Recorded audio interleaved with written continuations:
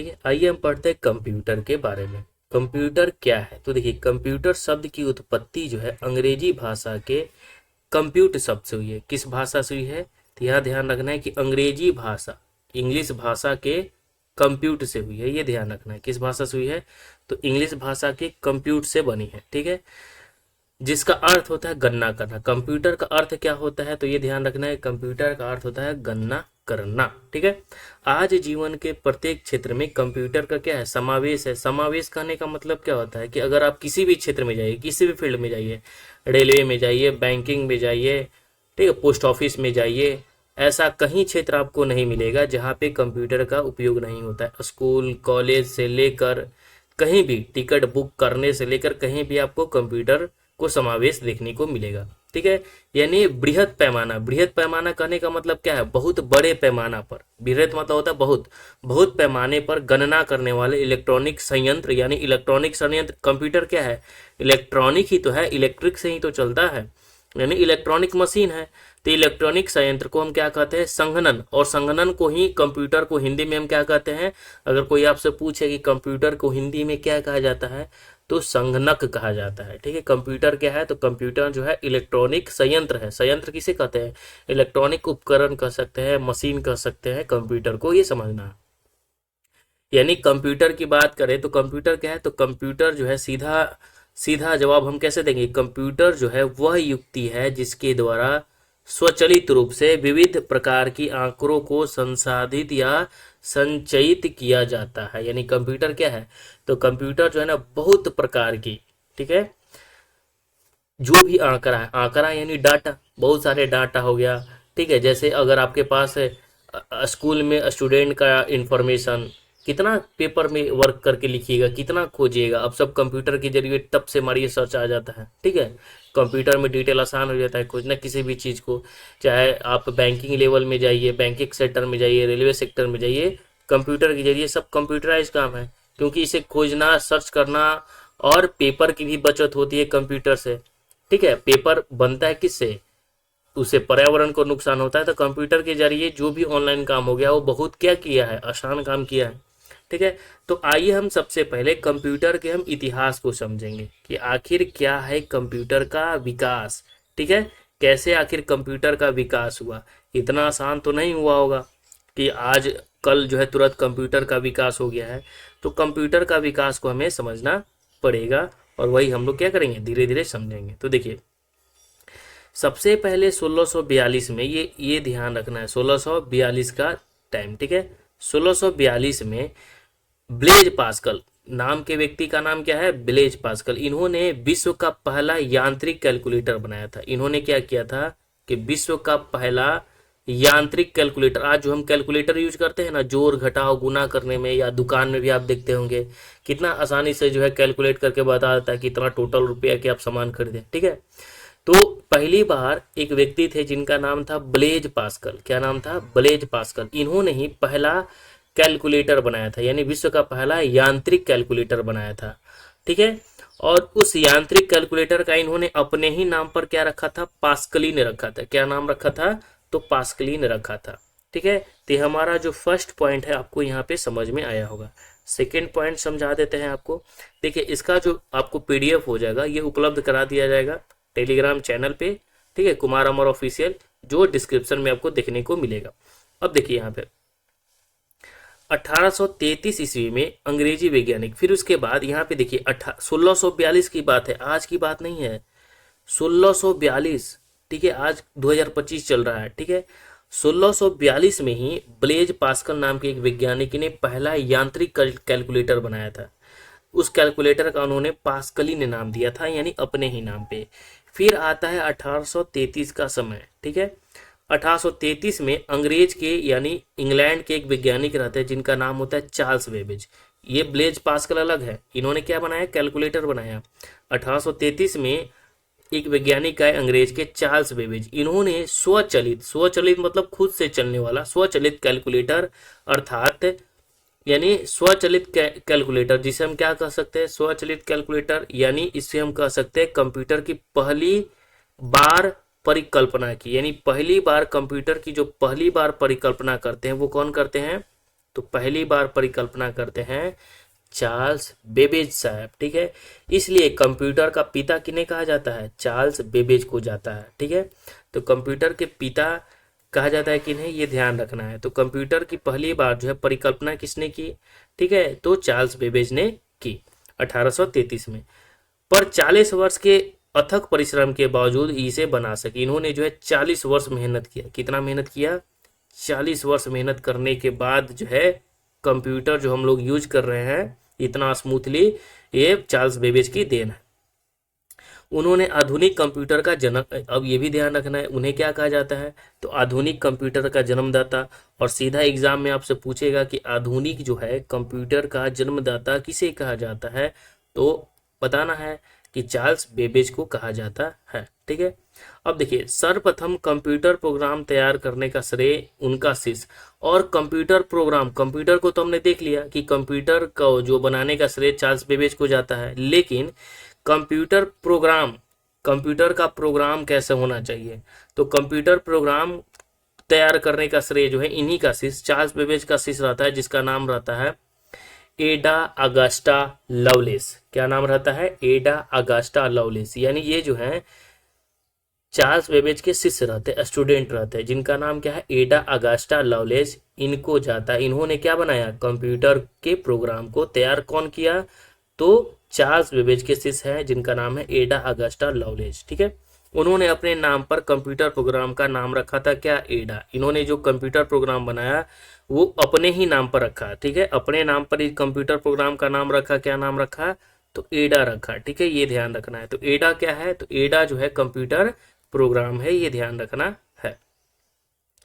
Third point हम लोग देख लेते हैं कि 1830 में, ठीक है, फिर 1880 का समय आता है। कब का समय आता है, 1833 के बाद 1880 का समय। एक थे वैज्ञानिक जिनका नाम था हरमन हेलोरिथ, ठीक है, क्या नाम था, हरमन हेलोरिथ। इन्होंने क्या किया कि बेबेज की, जो चार्ल्स बेबेज थे उनकी परिकल्पना को साकार किया। यानी जो चार्ल्स बेबेज चाहते थे कि कंप्यूटर जो है बने, ठीक है, तो उनकी सपना को जो है साकार करने का काम कौन किया, हरमन हेलोरिथ ने किया। उन्होंने एक इलेक्ट्रॉनिक टेबुलेटिंग मशीन बनाई। इन्होंने क्या बनाया, इलेक्ट्रॉनिक टेबुलेटिंग मशीन बनाया। और सीधा एग्जाम में यही पूछता है कि इलेक्ट्रॉनिक टेबुलेटिंग मशीन का श्रेय जो है किसे जाता है, तो ये आपको पता होना चाहिए कि इलेक्ट्रॉनिक टेबुलेटिंग मशीन जो बनाया हरमन हेलोरिथ ने बनाया। कब बनाया, 1880 में बनाया। जो पंच कार्ड की मदद से सारा कार्य स्वचालित रूप से करता था, ठीक है। और उसमें जो है लैंग्वेज के रूप में, जो उसमें जो कहने का मतलब है कि जो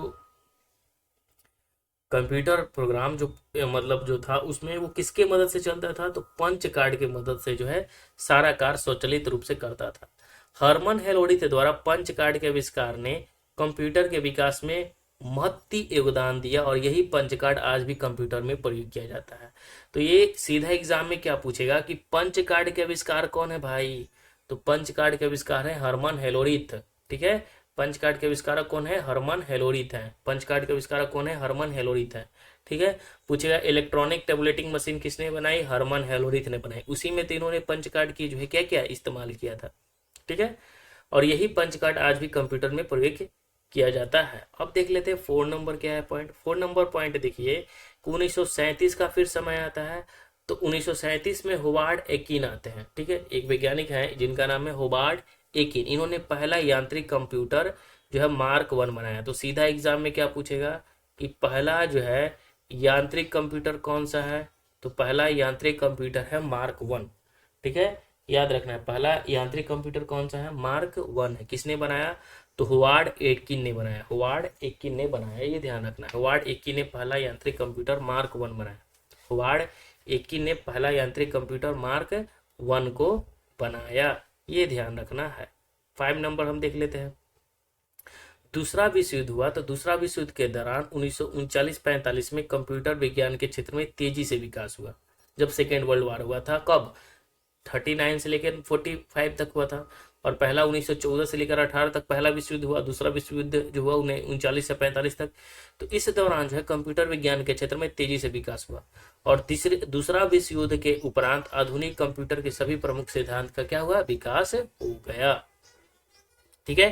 तो यहाँ पे हम लोगों ने क्या किया, पॉइंट टू पॉइंट समझ रहे हैं, ठीक है। सबसे पहले हमने क्या देखा कि कंप्यूटर के विकास में सबसे पहले ब्लेज पास्कल ने क्या कैलकुलेटर पहले बनाया, पास्कलिन 1642 में। फिर चार्ल्स बेबेज ने जो है कैलकुलेटर अर्थात कंप्यूटर की पहली परिकल्पना की 1833 में। फिर उनके एक्सिस होते हैं, ठीक है। आधुनिक कंप्यूटर के जन्मदाता तो चार्ल्स बेबेज ही जाते हैं, उनके एक्सिस होते हैं एडा अगस्टा। इन्होंने एडा नाम की क्या बनाया, कंप्यूटर प्रोग्राम बनाया।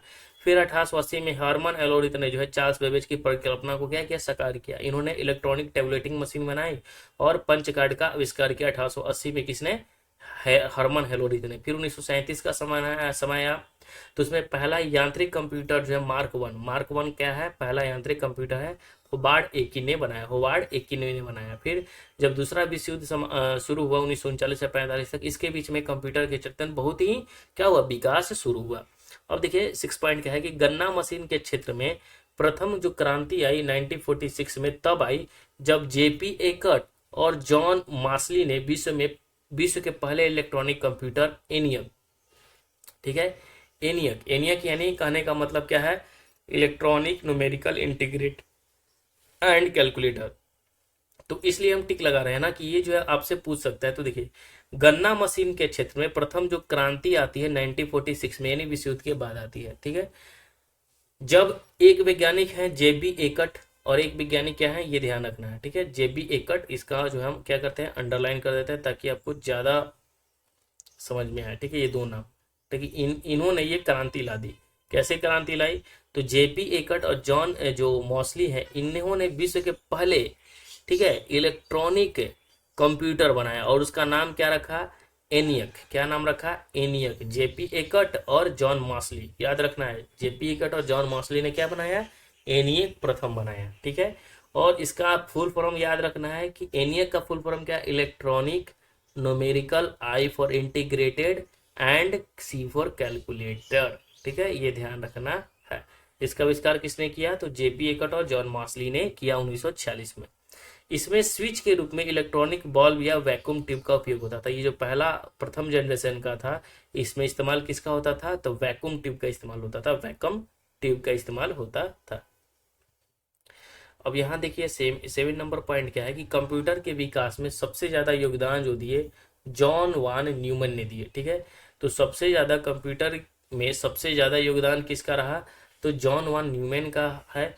जॉन वान न्यूमैन ने 1950 में, कब, 1951 में कंप्यूटर क्रांति को सही दिशा में, यानी दूसरी क्रांति माना जाता है, ठीक है। जेपी एकट ने भी पहली क्रांति, लेकिन दूसरी क्रांति जॉन वान न्यूमैन ने लाई, ठीक है। इन्होंने क्या किया कि एडवैक कहने का मतलब क्या है, electronic discrete variable automatic computer का आविष्कार कर दिया, ठीक है। इन्होंने जो है कैलकुलेटर ही बनाया, लेकिन इन्होंने जो 7 पॉइंट में हमारा है जॉन मान न्यूमैन ने क्या किया कि सबसे ज्यादा योगदान इनका माना जाता है। इन्होंने जो है कंप्यूटर क्रांति ला दिया था 1951 में। इन्होंने एडवैक यानी electronic discrete variable automatic computer का आविष्कार इन्होंने किया और उसमें उन्होंने संचयित प्रोग्राम, स्टोर्ड प्रोग्राम का इस्तेमाल किया। किसका, तो स्टोर्ड प्रोग्राम का जो है इस्तेमाल इन्होंने किया, यानी स्टोर कर सकते थे किसी भी चीज को। कंप्यूटर के कार्य के लिए इन्होंने जो है बाइनरी सिस्टम का प्रयोग का भी उन्होंने ही किया, ठीक है। तो कंप्यूटर में जो बाइनरी सिस्टम का प्रयोग है, इसका श्रेय भी किन्हें जाता है, तो जॉन वान न्यूमैन को जाता है बाइनरी सिस्टम का, ठीक है। अब देखिए सबसे इंपॉर्टेंट तो ये हमारा हो जाता है कि आपसे पूछ देगा कि कंप्यूटर, तो हम सभी जानते हैं कंप्यूटर के बारे में, तो अभी तक कंप्यूटर की जो टोटल पीढ़ियां हैं वो कितनी पीढ़ियां हैं, तो 5 पीढ़ी हैं। कितना है कंप्यूटर की, टोटल 5 पीढ़ी है। जब से शुरू हुआ तब से अभी तक जो है कंप्यूटर की कुल पीढ़ियों की बात करें तो कुल कितनी पीढ़ियां हुई है, तो 5 पीढ़ी अभी तक विकास हुआ है, ठीक है। तो प्रथम पीढ़ी से हम शुरुआत करेंगे। तो देखिए प्रथम पीढ़ी जो कंप्यूटर बन के कब आया, इसके बारे में भी हम देखेंगे। तो कंप्यूटर का विकास जो है 5 विभिन्न चरणों में हुआ। कितने, तो 5 विभिन्न चरणों में हुआ, ठीक है। जिसके आधार पर कंप्यूटर तकनीक को 5 पीढ़ियों में क्या किया गया है, विभाजित किया गया है, ये ध्यान रखना है। कितने में, तो 5 पीढ़ियों में जो है विभाजित किया गया है, ठीक है, ये ध्यान रखना है। 5 पीढ़ियों में जो है विभाजित किया गया और इन 5 पीढ़ियों के कंप्यूटर में अंतर उनके स्विचन अवयव के आधार पर किया जाता है। अब देखिए प्रथम पीढ़ी का जो कंप्यूटर था 1940 से 52 के बीच में, ठीक है, जिसे हम इलेक्ट्रॉनिक ट्यूब कहते हैं यानी वैक्यूम ट्यूब कहते हैं, ठीक है। इसका मुख्य जो कंप्यूटर है एडसैक है, ठीक है, एडवैक है और यूनिवैक है। ये सीधा एग्जाम में पूछेगा कि एडसैक, एडवैक और यूनिवैक किस पीढ़ी का कंप्यूटर है। तो एडसैक, एडवैक, यूनिवैक ये तीनों जो है प्रथम पीढ़ी के कंप्यूटर, और प्रथम पीढ़ी का काल कितना है तो 40 से 52 यानी 12 साल रहा, ठीक है। फिर दूसरा पीढ़ी आया, ठीक है, और ये भी ध्यान रखना है कि पहला जो पीढ़ी था उसमें वैक्यूम ट्यूब, इलेक्ट्रॉनिक ट्यूब का इस्तेमाल होता था। किसका? इलेक्ट्रॉनिक ट्यूब का। फिर दूसरा पीढ़ी आया 1952 से 64 के मध्य, यानी ये भी 12 साल, ठीक है, ये ध्यान रखना है। तो इस 12 साल में क्या हुआ कि इसमें जो है ट्रांजिस्टर का आविष्कार हुआ। कितना हुआ? ट्रांजिस्टर का विकास हुआ, ये ध्यान रखना है। पहला 40 से 52 में वैक्यूम ट्यूब का इस्तेमाल हुआ, दूसरा जो है 52 से 64 में ट्रांजिस्टर का आविष्कार हुआ, ठीक है। दूसरा पीढ़ी में वैक्यूम ट्यूब का इस्तेमाल नहीं होता था।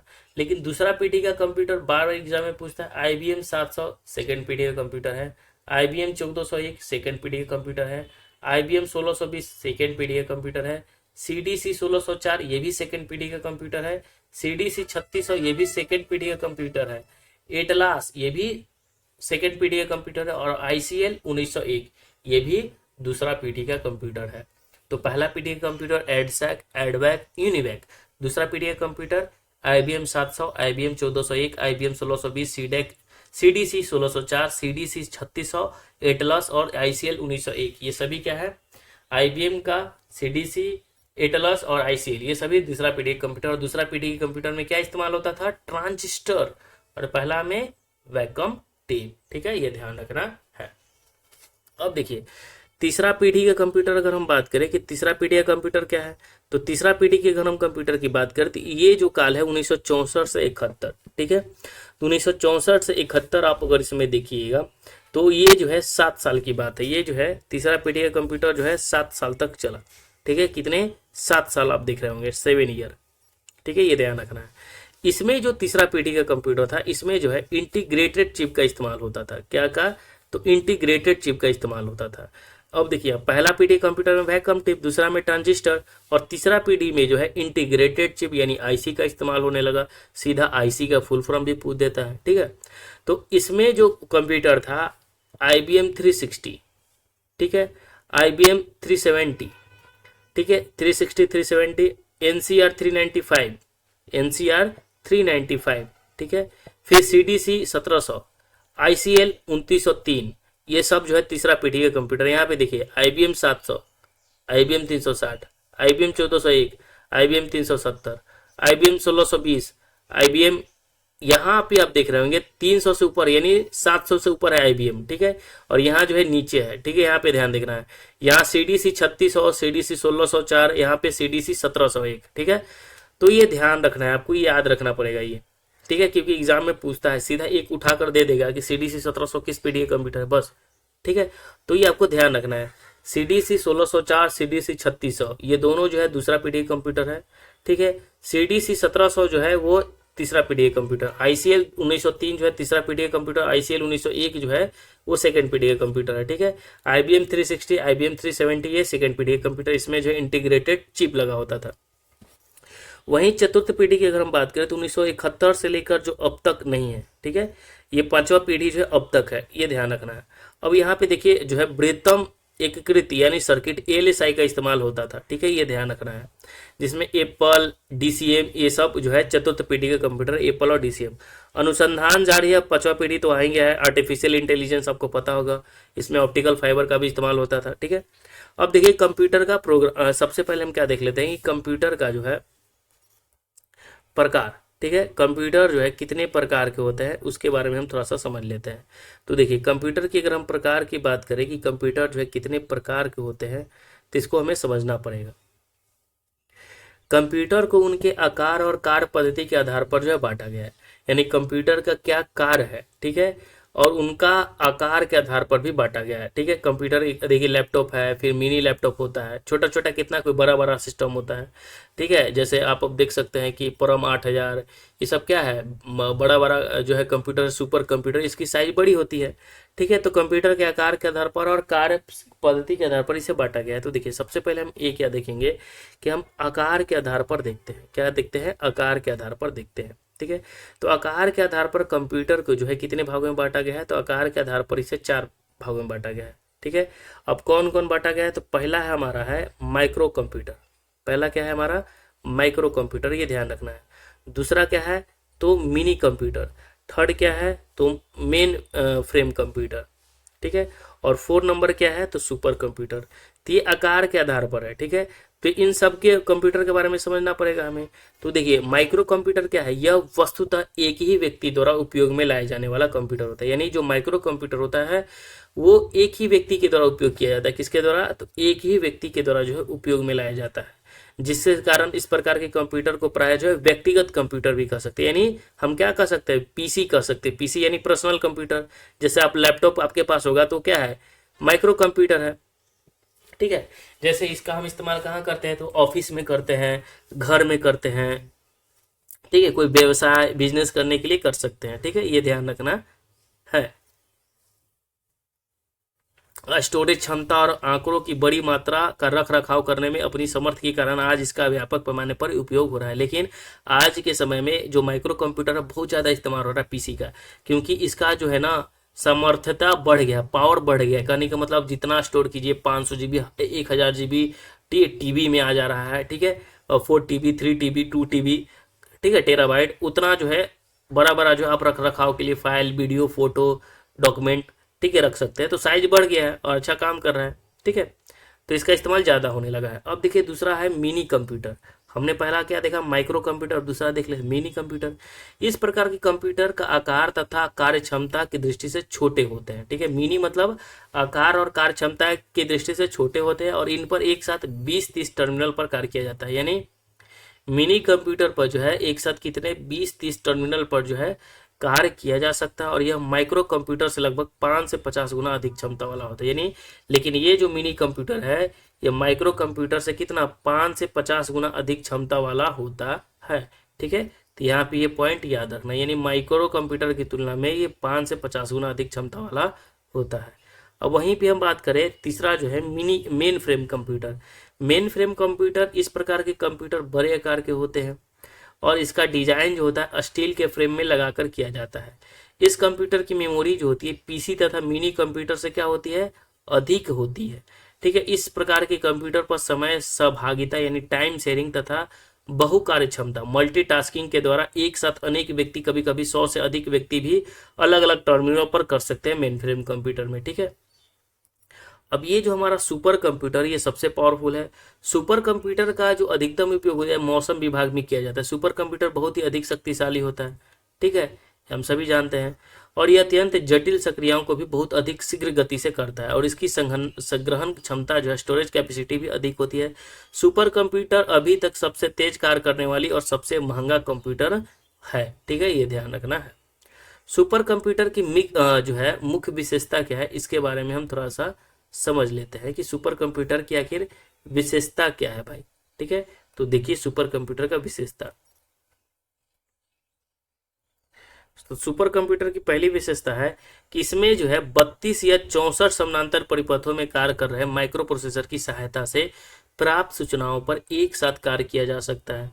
ठीक है, सेकेंड नंबर क्या है कि इसमें उच्च भंडारण घनत्व वाली चुंबकीय प्रबल स्मृति और आवेशित युग्म युक्तियां जैसे मैग्नेटिक बबल मेमोरीज, एमबीएम। ठीक है, एमबीएम का फुल फॉर्म अगर पूछ दे तो याद रखना है क्या होता है, मैग्नेटिक बबल मेमोरी होता है। ठीक है, एमबीएम का, और चार्ज कपल्ड डिवाइस होता है, यानी सीसीडीएस होता है, चार्ज कपल्ड डिवाइसेस का उपयोग किया जाता है, और जिसके कारण छोटी सी जगह में सूचनाओं का बृहद भंडार संग्रहित किया जा सकता है। ठीक है, यह सुपर कंप्यूटर की खासियत। तीसरा है इसके लिए विशिष्ट प्रकार के वातानुकूलित की आवश्यकता पड़ती है। ठीक है, यानी क्या वातानुकूलित क्या क्या होता है, तो कहने का मतलब एसी। ठीक है, 4 नंबर क्या है हमारा कि सुपर कंप्यूटर की जरूरत तभी होती है जब अनवरत रूप से बदल रहे अनेक आंकड़ों को समानुक्रमित करना होता है। ठीक है, ये ध्यान रखना है। अब यहाँ पे जो है हमारा विश्व में दिया हुआ कुछ सुपर कंप्यूटर है, ठीक है। जो विश्व में दिया हुआ प्रमुख सुपर कंप्यूटर है वो कौन कौन सा है, इसके बारे में हम थोड़ा सा समझ लेते हैं, ठीक है, ये ध्यान रखना है। तो देखिए कौन कौन सा है कंप्यूटर, सुपर कंप्यूटर विश्व में, ठीक है, जो सबसे पावरफुल भी है। तो देखिए सबसे पहले हम देख लेते हैं क्रे के वस क्रे के वन एस। क्रे के वन एस जो है ना, ये क्रे के रिसर्च ने बनाया है, जो कहाँ का है, ये यूएसए का कंपनी है, ठीक है। डीप ब्लू जो है आईबीएम कॉर्पोरेशन यूएसए ही बनाया है, ठीक है, ये ध्यान रखना है। फिर ब्लू गेन ये भी आईबीएम कॉर्पोरेशन यूएसए ने बनाया है। और कॉस्मोस जो है ये भी कैम्ब्रिज यूनिवर्सिटी लंदन की है। कॉस्मोस ये भी क्या है, सुपर कंप्यूटर है। तो Cray K one S, deep blue, blue gene gene ठीक है, और कॉस्मोस, ये सब क्या है, सुपर कंप्यूटर है। भारत में भी सुपर कंप्यूटर है, ठीक है। तो भारत में जो सुपर कंप्यूटर है वो कौन कौन सा है, इसके बारे में थोड़ा सा आपको समझना पड़ेगा, ठीक है, ये भी एग्जाम में पूछा जाता है। तो देखिए भारत में अगर हम सुपर कंप्यूटर की बात करें तो है फ्लो सॉल्वर, जो नाल बेंगलोर ने बनाया है, ठीक है। पेस पेस जो है डीआरडीओ ने बनाया है। परम 1000 जो सीडैक पुणे कंपनी ने बनाई है। चिप 16 सी डॉट बेंगलोर ने बनाया है। मल्टी माइक्रो इसको जो बनाया है आईएस बेंगलोर ने बनाया है। मैक को बनाया है एमएससीएच को आईआईटी मुंबई ने बनाया। अनुपम जो है ये बार्क ने बनाया है मुंबई, ठीक है, बार्क मुंबई ने बनाया है। तो भारत के सुपर कंप्यूटर है कौन कौन, फ्लो सॉल्वर, पेस, परम 10,000, चिप 16, मल्टी माइक्रो, मैक और अनुपम, ये ध्यान रखना है। सुपर कंप्यूटर का जो उपयोग होता है वो कई क्षेत्रों में किया जाता है, ठीक है। मौसम का पुनर्निर्माण करने के लिए जो है सुपर कंप्यूटर का इस्तेमाल किया जाता है, ये हम पहले आपको समझाए थे, ठीक है। जैसे बारिश होगी नहीं होगी बारिश, ठीक है। अंतरिक्ष अनुसंधान तथा उपग्रह का प्रक्षेपण में भी कंप्यूटरीकृत परमाणु परीक्षण और प्रक्षेपात परीक्षण सहित बड़े वैज्ञानिक अनुसंधान कार्यों में भी सुपर कंप्यूटर का ही मदद लिया जाता है, ठीक है, ये ध्यान रखना है। अब देखिए क्वांटम कंप्यूटर क्या है, ठीक है। तो देखिए क्वांटम कंप्यूटर की अगर हम बात करें कि क्वांटम कंप्यूटर क्या है, इसके बारे में समझना है। तो देखिए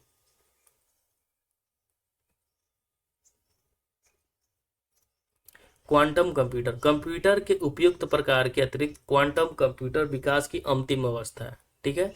यानी कंप्यूटर के विकास की अंतिम अवस्था है क्वांटम कंप्यूटर। यह सुपर कंप्यूटर से भी तीव्र गति से और जटिल से जटिल समस्याओं को सेकंड में हल करने में सक्षम होता है क्वांटम कंप्यूटर। वैज्ञानिकों का कहना है कि यह क्वांटम कंप्यूटर मानव के मस्तिष्क से भी उन्नत हो सकता है, ठीक है। इस पे जो है रिसर्च जारी है। यह फॉर्मेट के आखिरी प्रमेय जैसी पेचीदा अंतरराष्ट्रीय गणितीय समस्या जिसे हल करने में 300 साल लगते हैं उसको भी हल करने में सक्षम होगा। गणित की सबसे प्रसिद्ध अनसुलझी समस्या रिमेंशन हाइपोथेसिस को भी क्वांटम कंप्यूटर कुछ समय में हल कर सकता है। क्वांटम कंप्यूटर द्वारा सभी प्रकार की पेचीदा समस्याओं को हल करने के लिए क्वांटम मैकेनिक्स जैसे भौतिकी को गूढ़ क्षेत्रों का प्रयोग किया जाएगा। क्वांटम कंप्यूटर में बाइनरी बिट के स्थान पर क्यू बिट का प्रयोग होगा। इसमें जो है अभी तक सब में क्या है, बाइनरी बिट का इस्तेमाल होता है 0 1, लेकिन अब जो है क्यू बिट का इस्तेमाल किया जाएगा जो 0 और 1 का अर्धरोपण होगा, ठीक है। अब यहाँ कुछ हम समझ लेते हैं कि केबी का मतलब होता है किलोबाइट, ये आपको पता होगा। एमबी का मतलब जहां एमबी लिखा होगा मेगाबाइट समझिएगा। जीबी जो होता है गीगाबाइट्स होता है, कहता है ना कि 1.5 जीबी डाटा खत्म करते हैं आप लोग, ठीक है। एमआईपीएस का मतलब होता है mega instruction per second, mega instruction per second. और एमएफएलओपीएस का मतलब होता है, ये ध्यान रखना है, एमएफएलओपीएस का मतलब क्या होता है, mega floating operation per second होता है, ये ध्यान रखना है। तो KB kilobyte, MB megabyte, GB gigabyte, MIPS mega instruction per second और एमएफएलओपीएस जो होता है mega floating operation per second होता है। पूछेगा कि 1 केबी में कितना बाइट होता है, तो 1024 बाइट्स होता है, ठीक है। 1 एमबी में 1024 केबी होता है और 1 जीबी में 1024 एमबी होता है, ये ध्यान रखना है, ये सवाल पूछता है बार बार, ठीक है। नेक्स्ट हम पॉइंट देख लेते हैं कि डिजिटल जानकारी के लिए माप की सबसे छोटी इकाई सबसे बड़ी इकाई का क्रम जो होता है वो क्या होता है, तो सबसे छोटा होता है बीट, ये ध्यान रखना, ये क्रम है।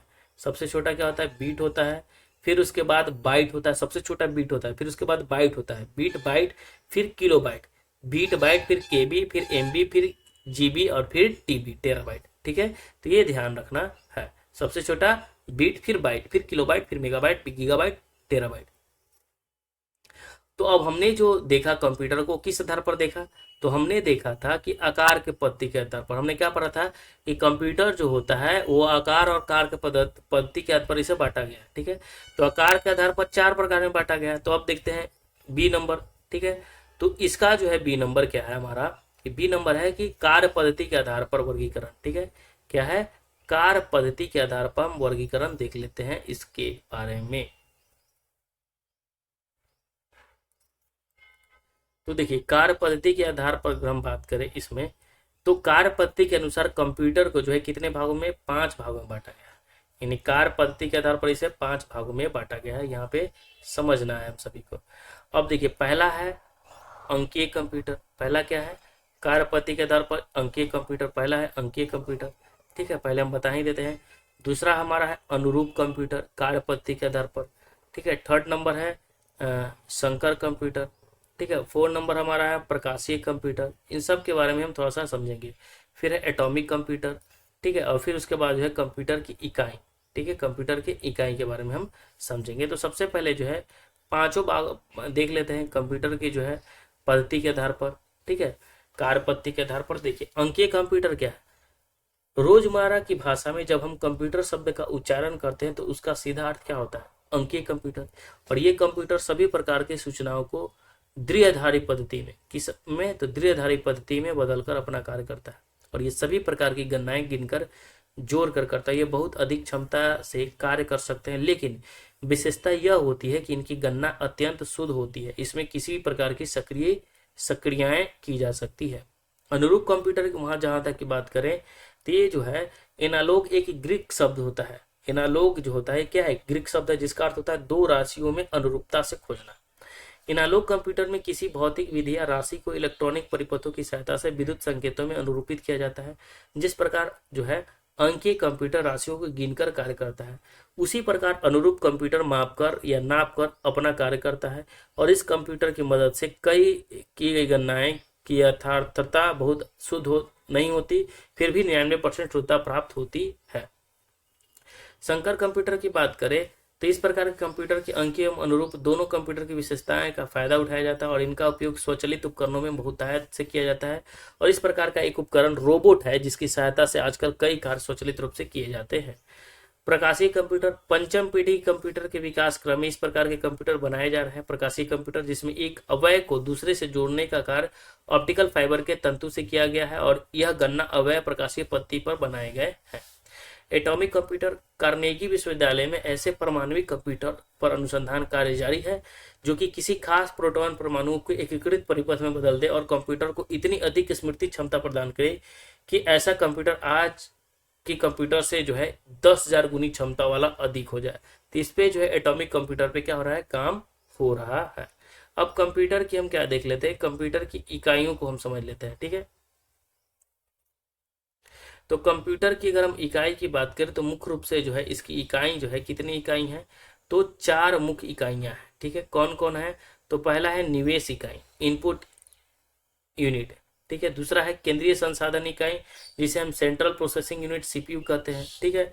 फिर तीसरा हमारा है 72 स्मृति इकाई, एक्सटर्नल मेमोरी यूनिट एमयू। और चौथा है निर्गत इकाई यानी आउटपुट यूनिट। यानी कंप्यूटर के मुख्य रूप से 4 इकाई होता है कंप्यूटर, तब जान के बनता है कंप्यूटर। तो एक होता है इनपुट, एक होता है आउटपुट यूनिट, ठीक है। फिर सीपीयू बहुत जरूरी है क्योंकि कंप्यूटर का मस्तिष्क होता है सीपीयू। और एक होता है बाहरी स्मृति इकाई जिसे हम एक्सटर्नल मेमोरी यूनिट कहते हैं। डेटा के अनुसार जो है डेटा के कंप्यूटर में अगर हम बात करें, डेटा के कंप्यूटर में इनपुट यूनिट के द्वारा प्रविष्ट किया जाता है। अब कंप्यूटर में जो है हम किसी भी डेटा को डालते हैं तो इनपुट यूनिट के द्वारा ही। सेंट्रल प्रोसेसिंग यूनिट के द्वारा आवश्यकता अनुसार एक्सटर्नल मेमोरी यूनिट के सहयोग से डेटा को व्यवस्थित तथा संसाधित किया जा सकता है। अब एक्सटर्नल यूनिट क्या हो गया, एक्सटर्नल मेमोरी, अरे बाहर से जो आप पीडीएफ, बाहरी से जो आप मेमोरी का यूज करते हैं बाहर से एक्सटर्नल के रूप में, वो हो गया एक्सटर्नल मेमोरी यूनिट, ठीक है। आउटपुट यूनिट द्वारा उन्हें डेटा या इन्फॉर्मेशन के रूप में जो है निर्गमित किया जा सकता है, ठीक है। एक्सटर्नल वही होता है, निकालिए फिर निकाल लीजिए। सीपीयू को क्या कहते हैं, हम सभी जानते हैं कि कंप्यूटर का मस्तिष्क जो होता है वो कौन होता है, तो सीपीयू होता है, सेंट्रल प्रोसेसिंग यूनिट, ठीक है। सीपीयू को माइक्रो प्रोसेसर भी कहा जाता है, ये ध्यान रखना है। पूछेगा कि सीपीयू को जो है क्या कहा जाता है, तो सीपीयू का माइक्रो प्रोसेसर भी कहा जाता है। अगर कभी कंप्यूटर का मस्तिष्क दिखे क्वेश्चन और ऑप्शन में आपको दिखे ही ना क्या सीपीयू और माइक्रो प्रोसेसर है, आप खोज रहे हैं आंसर की, क्वेश्चन ही गलत है, तो याद रखना है कि माइक्रो प्रोसेसर होता है। माइक्रो प्रोसेसर का आविष्कार जो है किसने किया था, तो रॉबर्ट नोएस ने किया था। रॉबर्ट नोएस ने जो है माइक्रो प्रोसेसर यानी सीपीयू का आविष्कार किसने किया था, तो रॉबर्ट नोएस ने किया था और गार्डन मूर ने किया था। ये दोनों नाम याद रखना है, ठीक है।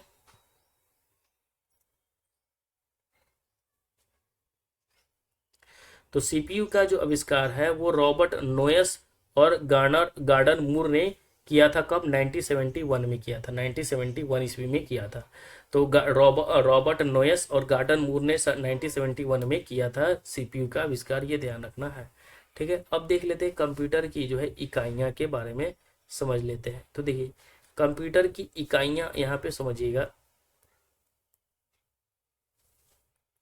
देखिए क्या है इकाइयां में, तो यहाँ पे देखिए इनपुट यूनिट में क्या क्या आता है, जैसे कीबोर्ड आ गया, माउस आ गया, स्कैनर आ गया, पंच कार्ड आ गया, डिस्क आ गया, ये सभी क्या है, इनपुट यूनिट है।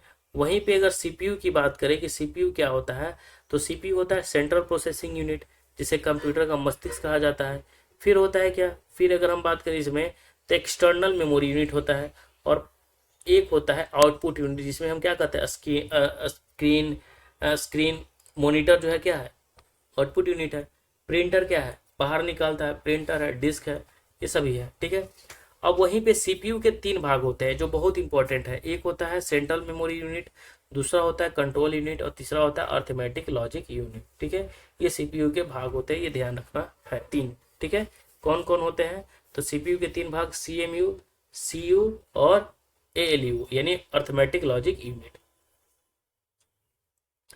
अब यहाँ थोड़ा सा हम समझते हैं कि कंप्यूटर का कार्य क्या है, ठीक है। कंप्यूटर का कार्य क्या है, थोड़ा सा हम समझते हैं कंप्यूटर का आखिर है कार्य क्या।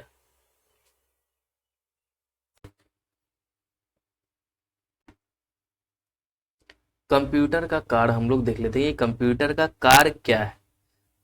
तो देखिए कंप्यूटर के प्रमुख तकनीकी कार्य जो होते हैं 4 प्रकार के होते हैं। एक तो प्रमुख कार्य इसका है कि आंकड़ों का जो है संकलन या निवेशन करना, दूसरा है आंकड़ों का जो है संचयन करना, इकट्ठा करना, फिर आंकड़ों का संसाधन करना, ठीक है, और आंकड़ों का प्राप्त जानकारी का निर्गमन और पुनर्निर्गमन करना, ठीक है। अब देखिए सबसे इंपॉर्टेंट क्या होता है कि हार्डवेयर के बारे में पूछता है। ऐसे तो हमने जो है और भी कंप्यूटर से के टॉपिक जो हमने बता रखा है उसमें भी और डिटेल बता रखा है। तो देखिए हार्डवेयर क्या होता है ना, कंप्यूटर और उससे संलग्न सभी यंत्रों और उपकरण को हार्डवेयर कहा जाता है। यानी कंप्यूटर से संबंधित जितने सारे आपको उपकरण दिखेंगे जैसे कीबोर्ड, माउस, ये सभी क्या है, तो हार्डवेयर है। हार्डवेयर की खासियत है कि इसको हम टच कर सकते हैं और सॉफ्टवेयर को हम छू नहीं सकते। इसके अंतर्गत केंद्रीय संसाधन एकक, आंतरिक स्मृति, बाहरी स्मृति, निवेश और निर्गम एकक आदि आते हैं। यानी सीपीयू से लेकर जितना है वो सब किसके अंतर्गत आता है, तो हार्डवेयर के अंतर्गत आता है। वहीं पे अगर हम सॉफ्टवेयर की बात करें तो सॉफ्टवेयर जो होता है वो क्या है, सॉफ्टवेयर हम समझा दें आपको। सॉफ्टवेयर जो होता है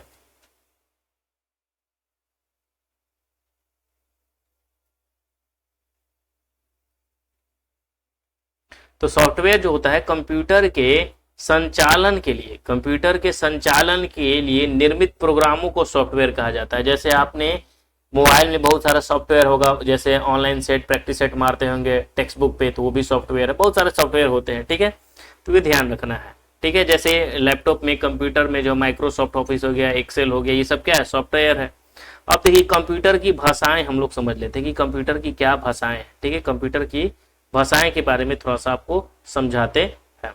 अब देखिए कंप्यूटर की भाषा कैसी है भाई, तो कंप्यूटर की भाषा की अगर हम बात करें, लैंग्वेज ऑफ कंप्यूटर, तो ये बहुत ही महत्वपूर्ण हो जाता है। कैसे महत्वपूर्ण हो जाता है, कंप्यूटर की भाषा जो है 3 वर्गों में बांटा जा सकता है। कंप्यूटर की भाषा को 3 वर्गों में बांटा जा सकता है। एक तो होता है मशीनी कुट भाषा यानी मशीन कोड लैंग्वेज, दूसरा होता है असेंबली भाषा, ठीक है, असेंबली कुट भाषा, और तीसरा होता है उच्च स्तरीय भाषा यानी हाई लेवल लैंग्वेज। तो याद रखना है कि कंप्यूटर की भाषा 3 टाइप की होती है, 3 टाइप्स ऑफ कंप्यूटर लैंग्वेज, मशीनी कोड भाषा, ठीक है, machine code language, assembly code language और हाई लेवल लैंग्वेज। पहली कंप्यूटर भाषा जो है कौन सी है, तो प्लेन कैलुअल है, ठीक है, कौन सी है, प्लेन कैलुअल है, ये ध्यान रखना है। तो पहली जो है कंप्यूटर भाषा जो है प्लेन कैलुअल थी, कौन सी थी, प्लेन कैलुअल थी, ठीक है, ये ध्यान रखना है। अब देख लीजिए यहाँ पे सबसे पहले हम समझ लेते हैं मशीनी कूट भाषा को, ठीक है, मशीनी कूट भाषा यानी मैकेनिक कोड लैंग्वेज के बारे में हम समझ लेते हैं। तो इस भाषा में प्रत्येक आदेश के दो भाग होते हैं।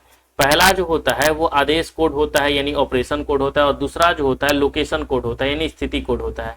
इन दोनों को जो है 0 और 1 के क्रम में समूहित कर व्यक्त किया जाता है, और कंप्यूटर के आरंभिक दिनों में प्रोग्रामर द्वारा कंप्यूटर को आदेश देने के लिए 0 तथा 1 के विभिन्न क्रमों को ही प्रयोग किया जाता था। यह भाषा समय ग्राही थी, जिसके कारण असेंबली व उच्च स्तरीय भाषाओं का प्रयोग किया जाने लगा। दूसरा हमारा है असेंबली, क्या है दूसरा हमारा, ये समझिएगा। सेकेंड नंबर का जो हमारा है असेंबली भाषा है, ठीक है। असेंबली भाषा की अगर हम बात करें असेंबली भाषा की, तो असेंबली भाषा क्या है इसके बारे में हम समझा देते हैं, ठीक है। असेंबली भाषा जो होता है इस भाषा में याद रखे जाने लायक कोड का प्रयोग किया जाता है, ठीक है। असेंबली में क्या हो जाता है, याद करने के लिए, ठीक है, ये ध्यान रखना। मशीनी कोड भाषा हमने बताई, ये आदेश कोड होता है, लोकेशन कोड होता है, और इसमें 0 और 1 के क्रम में व्यक्त किया जाता है। असेंबली क्या होता है कि इस भाषा को याद रखने लायक कोड का प्रयोग किया जाता है, जिसे निमोनिक कोड भी कहा जाता है, ठीक है। क्या कहा जाता है, निमोनिक जो है कोड भी कहा जाता है। जैसे एडिशन के लिए ऐड, सब्सट्रैक्शन के लिए एसयू भी लिखा जाता है, ठीक है। ये क्या है, निमोनिक है, इतने बड़े वर्ड को छोटे में लिखा, जंप के लिए जेएमपी लिखा जाएगा, ठीक है, असेंबली भाषा। परंतु इस भाषा का प्रयोग एक निश्चित संरचना वाले कंप्यूटर तक ही सीमित थी, अतः इन भाषाओं को निम्न स्तरीय भाषा भी कहा जाता है। थर्ड नंबर हमारा है उच्च स्तरीय यानी हाई लेवल लैंग्वेज, ठीक है। और हाई लेवल लैंग्वेज जो होता है इंपॉर्टेंट हो जाता है। उच्च स्तरीय भाषाओं का विकास का श्रेय जो है IBM international business machine company को जाती है। और फॉर्टन का फॉर्मूला याद, फुल फॉर्म याद रखना है, फॉर्मूला ट्रांसलेशन नामक पहली उच्च स्तरीय भाषा का विकास इसी कंपनी के प्रयास से यानी IBM ने ही विकास किया। इसके बाद सैकड़ों उच्च स्तरीय भाषाओं का विकास हुआ, और ये भाषाएं मनुष्य के बोलचाल और लिखने में प्रयुक्त होने वाली भाषाओं की काफी करीब है, ठीक है, ये ध्यान रखना है।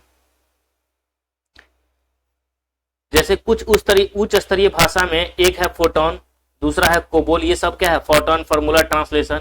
ये कंप्यूटर की भाषा का विकास जो हुआ IBM के सौजन्य से किया गया, और इसके वैज्ञानिक का नाम है JW बेकस, 1957 में किया था। तो फोटोन के कौन थे भाई विकास करने वाले, तो JW बेकस, फोटोन के JW बेकस ने किया, IBM कंपनी ने किया। और इस भाषा के विकास गणितीय सूत्रों को आसानी से और कम समय में हल करने के लिए किया गया था फोटोन का, ठीक है। नेक्स्ट हमारा है कोबोल। कोबोल की अगर हम बात करें तो कोबोल वास्तव में कॉमन बिजनेस ओरिएंटेड लैंग्वेज है। सबसे पहले तो इसका फुल फॉर्म ही पूछता है एग्जाम में, ठीक है, तो इसी के लिए आपको जो है ध्यान रखना है, ठीक है। तो कोबोल का कॉमन बिजनेस ओरिएंटेड लैंग्वेज होता है, ठीक है। और इस भाषा का विकास व्यवसायिक हितों के लिए किया गया। इसका विकास किस लिए किया गया है, तो बिजनेस हितों के लिए किया गया। इस भाषा की सक्रियता के लिए जो है लिखे गए वाक्यों के समूह को पैराग्राफ कहते हैं, और सभी पैराग्राफ मिलकर एक सेक्शन बनाते हैं। यानी जो वाक्य लिखे जाते हैं इसमें पैराग्राफ कहा जाता है, और सभी पैराग्राफ मिलकर क्या बनाते हैं, तो जो है सेक्शन बनाते हैं, और सभी सेक्शन मिलकर जो है डिवीजन का निर्माण करता है, ठीक है। तो ये ध्यान रखना है। अब देख लेते हैं बेसिक, ये भी क्या है, हाई लेवल लैंग्वेज ही है बेसिक। तो बेसिक की अगर हम बात करें कि बेसिक क्या है, तो बेसिक समझना है यहाँ पे। तो देखिए यह अंग्रेजी के शब्दों को बिगिनर्स ऑल पर्पस सिग्नल, यानी बेसिक का फुल फॉर्म याद रखना है, beginners all purpose symbolic instruction code इसका होता है। बेसिक का फुल फॉर्म क्या होता है, beginners all purpose symbolic instruction code होता है। ये भी एग्जाम में पूछता है फुल फॉर्म, ठीक है। तो भाषा में प्रोग्राम में निहित आदेश के किसी निश्चित भाग को निष्पादित किया जा सकता है, जबकि इससे पहले की भाषाओं में पूरे प्रोग्राम को कंप्यूटर में डालना होता था, और प्रोग्राम के ठीक होने पर आगे के कार्य निष्पादित होते थे। लेकिन इसमें क्या है कि डालकर आप अगर लगे कि एक त्रुटि है तो इसको जो है कर सकते हैं। फिर वहीं पे अगर हम बात करें तो अलगोल क्या है, ये भी जो है हाई लेवल लैंग्वेज है, अलगोल भी, ठीक है। और यह अंग्रेजी के एल्गोरिथम लैंग्वेज का संक्षिप्त रूप होता है। इसका निर्माण जो है जटिल बीजगणितीय गणनाओं में प्रयोग हेतु किया गया था। नेक्स्ट हमारा है पास्कल। पास्कल भी क्या है, ये भी लैंग्वेज है। पास्कल की बात करें तो ये अलगोल का परिवधिक रूप है। इससे सभी चारों को परिभाषित किया गया है, और जिसके कारण यह जो है अलगोल और बेसिक से क्या है, भिन्न है। फिर उसके बाद बात करते हैं कोमल। ये भी क्या है, हाई लेवल लैंग्वेज है, कॉमन एल्गोरिथम लैंग्वेज, इसका फुल फॉर्म होता है कोमल का, ठीक है। अगर हम बात करें तो इस भाषा का प्रयोग जो है माध्यमिक स्तर पर छात्रों के लिए किया गया है। अब देखिए लोगों की अगर हम बात करें तो लोगो जो है इस भाषा का प्रयोग छोटी उम्र के बच्चों को ग्राफिक रेखानुकृतियां की शिक्षा देने के लिए किया जाता है। नेक्स्ट हमारा प्रोलॉग। प्रोलॉग की अगर हम बात करें तो ये अंग्रेजी शब्द का प्रोग्रामिंग इन लॉजिक शब्द, ठीक है, प्रोग्रामिंग इन लॉजिक, ये ध्यान रखना है। प्रोग्रामिंग इन लॉजिक जो है फुल फॉर्म होता है। इस भाषा का विकास हुआ था 1973 में फ्रांस में किया गया था। इसका विकास कृत्रिम बुद्धि के कार्य के लिए किया गया था जो तार्किक प्रोग्राम में सक्षम है, प्रोलॉग, ठीक है, ये ध्यान रखना है, ठीक है। चलिए फोर्थ क्या है इसके बारे में थोड़ा समझ लेते हैं कि इस भाषा का आविष्कार जो है चार्ल्स मूरे ने किया था। फोर्थ का आविष्कार किसने किया था? चार्ल्स मूरे ने किया था। और इसका उपयोग कंप्यूटर के सभी प्रकार के कार्यों में होता है। और इन सभी उच्च स्तरीय भाषाओं में एक समानता है कि लगभग सभी में अंग्रेजी के वर्णमाला ABCD और 0 1 2 3 आपको मिलेंगे। इंडो ओरियन अंकों को भी देखने को मिलेगा, ठीक है। नोट में यहाँ जो है पिलॉट है, C है, C++ है, लिस्प है, यूनिक्स है, स्नोबॉल है, ये सभी जो है उच्च स्तरीय भाषा है, ये ध्यान रखना है। कंप्यूटर वायरस क्या होता है इसके बारे में थोड़ा हम समझ लेते हैं। कंप्यूटर वायरस के बारे में तो देखिए कंप्यूटर वायरस जो होता है ना एक प्रकार का इलेक्ट्रिक कोड होता है। क्या होता है? एक प्रकार का इलेक्ट्रिक कोड होता है जिसका उपयोग कंप्यूटर में समाहित सूचनाओं को समाप्त करने के लिए किया जाता है, कंप्यूटर को नुकसान के लिए किया जाता है। इस कंप्यूटर प्रोग्राम में किसी टेलीफोन लाइन में दुर्भावनावश प्रेषित किया जा सकता है। इस कोड से गलत सूचनाएं मिल सकती हैं, एक अतिरिक्त जानकारियां नष्ट हो सकती है तथा यदि कोई कंप्यूटर किसी नेटवर्क से जुड़ा हो तो इलेक्ट्रॉनिक रूप से जुड़े होने के कारण यह वायरस संपूर्ण नेटवर्क को ही प्रभावित कर सकता है, ठीक है। फ्लॉपी के आदान प्रदान से भी वायरस के फैलने पर डर रहता है। यह महीने सालों तक बिना पहचाने गए ही कंप्यूटर में पड़े रह सकते हैं और उसे क्षति पहुंचा सकते हैं। इनकी रोकथाम के लिए इलेक्ट्रॉनिक सुरक्षा व्यवस्था विकसित की गई है। कुछ मुख्य कंप्यूटर वायरस भी है, जैसे में यहाँ पे आपको ऑप्शन में देगा तो याद रखना है कि ये पूछ दे कि माइकल एंजेलो क्या है, तो माइकल एंजेलो जो है वायरस है। डार्क एवेंजर क्या है? तो ये वायरस है। किलो फिलिप क्या है? किलो फिलिप भी वायरस है। सी ब्रेन भी क्या है? वायरस है। ब्लडी भी क्या है? वायरस है। चेंग मुंगू भी क्या है? वायरस है। और देसी भी क्या है? वायरस है। तो ये सब वायरस का नाम आपको दे देगा, ऑप्शन में पूछेगा कि इनमें से कौन सा वायरस है, ठीक है। तो याद रखना है Michelangelo, dark avenger, kilo Philip, ठीक है, सी ब्रेन, ब्लडी, चेंज मुंगू, ये देसी, ये सभी क्या है? वायरस है। भारत में पाया गया प्रथम जो कंप्यूटर वायरस था वो कौन था? सी ब्रेन था। ये बहुत इंपॉर्टेंट क्वेश्चन है, याद रखना है। तो प्रथम भारत में पाया गया प्रथम जो वायरस था, भारत में पाया गया प्रथम जो वायरस था वो कौन था?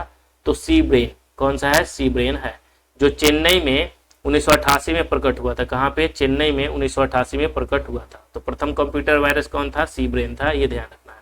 अब हम समझ लेते हैं नेटवर्क के बारे में, ठीक है। नेटवर्क के बारे में भी समझना बहुत है जरूरी है।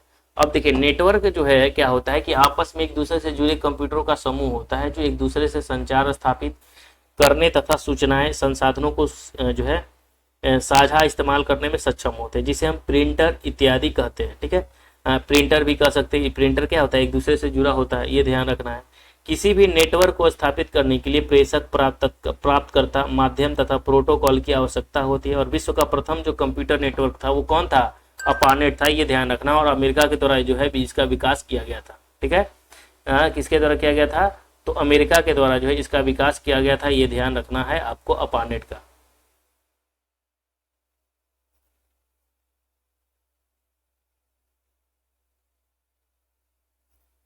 ठीक है, तो ये ध्यान रखना है, ठीक है। अब प्रोटोकॉल की बात करें, प्रोटोकॉल क्या है, ठीक है। तो प्रोटोकॉल की अगर हम बात करें प्रोटोकॉल की, तो प्रोटोकॉल जो है किसी भी नेटवर्क में विशेष नियमों तथा मानकों का समूह है जिसमें नियमानुसार डेटा हस्तांतरण तथा आपस में एक दूसरे कंप्यूटरों से क्या होता है? जोड़ा जाता है। नोड्स क्या होता है? तो देखिए किसी नेटवर्क में नोड एक कनेक्शन पॉइंट होता है जहां डेटा ट्रांसमिशन का अंत होता है और वहां से पुनः डेटा का जो है वितरण होता है, ये समझना है।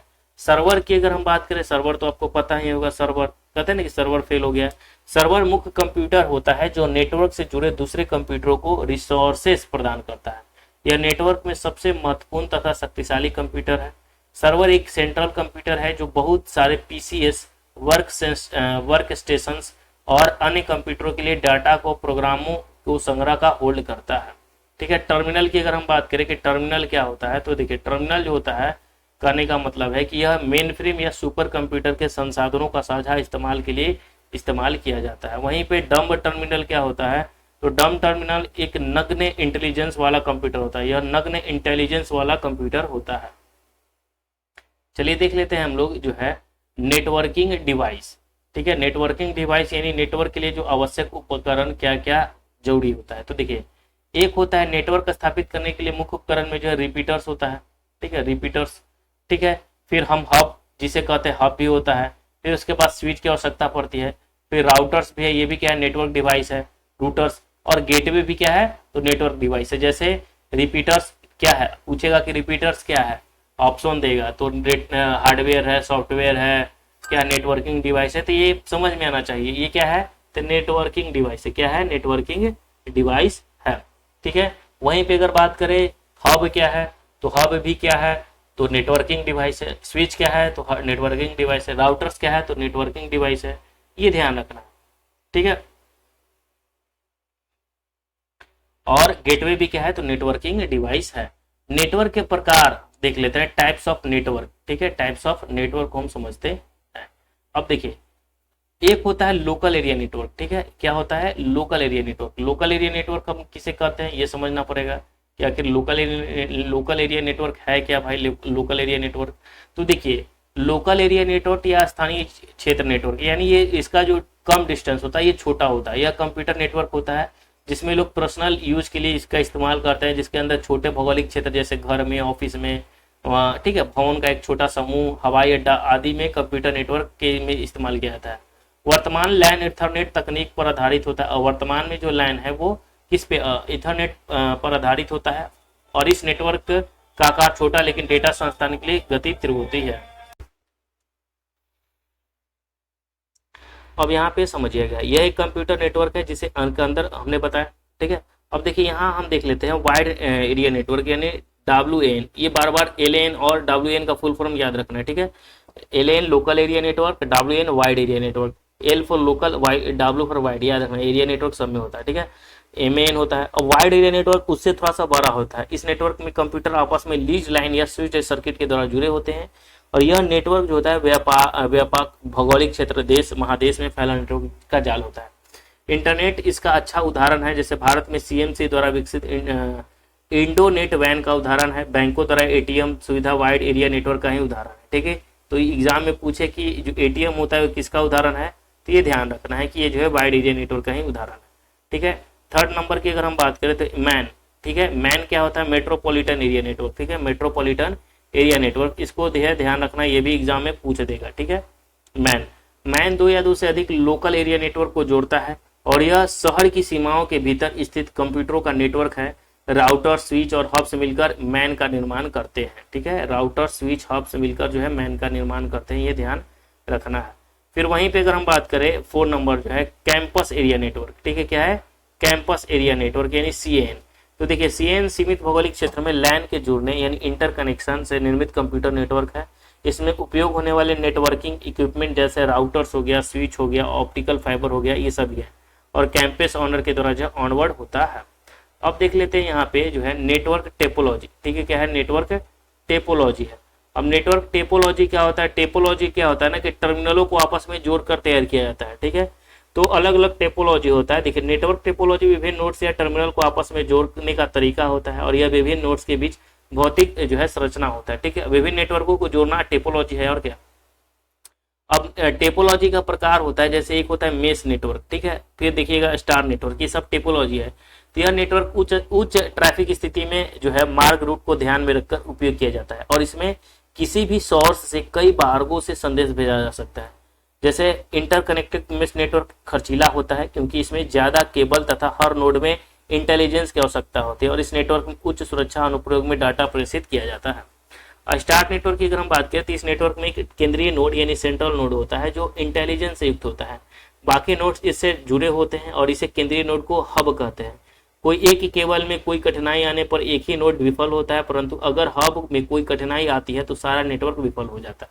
ठीक है, अब देखिए रिंग नेटवर्क की अगर हम बात करते हैं, इस नेटवर्क में सभी नोड्स में समान रूप से इंटेलिजेंस होता है।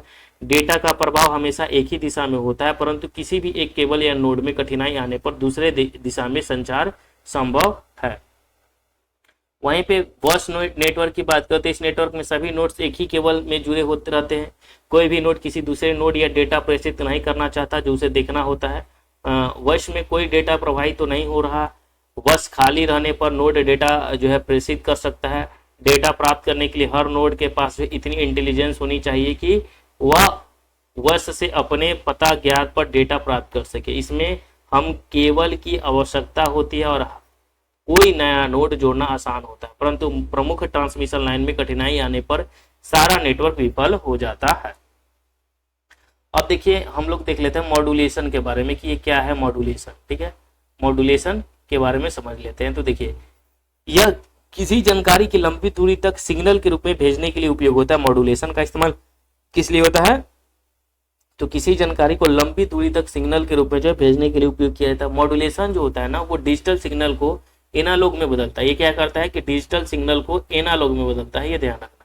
यह मॉडल के द्वारा संभव होता है। मॉडम जो होता है एक विद्युत यंत्र है जो डिजिटल सिग्नल को एनालॉग सिग्नल में बदलकर भेजता है तथा एनालॉग सिग्नल को डिजिटल सिग्नल में बदलकर भेजता है। यानी एनालॉग सिग्नल को जो है सिग्नल डिजिटल सिग्नल को एनालॉग में, एनालॉग सिग्नल को डिजिटल में बदलकर ये भेजता है। कौन? मॉड्यूलेशन। मॉड्यूलेशन जो होता है तीन प्रकार का होता है। कौन कौन होता है? एक होता है आयाम मॉड्यूलेशन, दूसरा होता है आवृत्ति मॉड्यूलेशन और तीसरा जो होता है वो ध्यान रखना है कि जो होता है चरण मॉड्यूलेशन। ठीक है, फेज मॉड्यूलेशन। अब यहाँ समझिए, आयाम मॉड्यूलेशन इस प्रक्रिया में वाहक सिग्नल का आयाम सूचना युक्त डिजिटल सिग्नल के अनुरूप बदल जाता है। आवृत्ति मॉड्यूलेशन में इस प्रक्रिया में वाहक सिग्नल की आवृत्ति को सूचना युक्त डिजिटल सिग्नल के अनुरूप बदल जाता है। और चरण जो थर्ड फेज जो मॉड्यूलेशन है इस प्रक्रिया में वाहक सिग्नल के फेज को डिजिटल सिग्नल के अनुरूप बदला जाता है। डेटा ट्रांसमिशन जो सेवा है, डेटा ट्रांसमिशन सेवा की अगर हम बात करें, डेटा ट्रांसमिशन सर्विस, डेटा को एक स्थान से दूसरे स्थान पर भेजने के लिए जिस सेवा का उपयोग होता है उसे डेटा ट्रांसमिशन सेवा कहते हैं। और इस सेवा को देने वाले को डेटा ट्रांसमिशन सेवा प्रदाता यानी डाटा ट्रांसमिशन सर्विस प्रोवाइडर भी कहते हैं। जैसे अगर आपसे पूछे कि बीएसएनएल क्या है तो विदेश संचार निगम लिमिटेड, बीएसएनएल क्या है तो भारत संचार निगम लिमिटेड, और एचटीएमएल क्या है तो महानगर टेलीकॉम निगम लिमिटेड होता है। तो ये ध्यान रखना, बीएसएनएल विदेश संचार निगम लिमिटेड, बीएसएनएल भारत संचार निगम लिमिटेड और एमटीएनएल महानगर टेलीफोन निगम लिमिटेड, ये ध्यान रखना है। ठीक है, अब यहाँ पे देखिए डेटा जो है ट्रांसमिशन सेवा निम्नलिखित है। कौन कौन है? तो पहला हमारा है डायल अप लाइन, सेकेंड है डीएसएल। ठीक है, इन सब के बारे में हम देखेंगे। फिर हमारा है लिस्ट लाइन हो जाता है।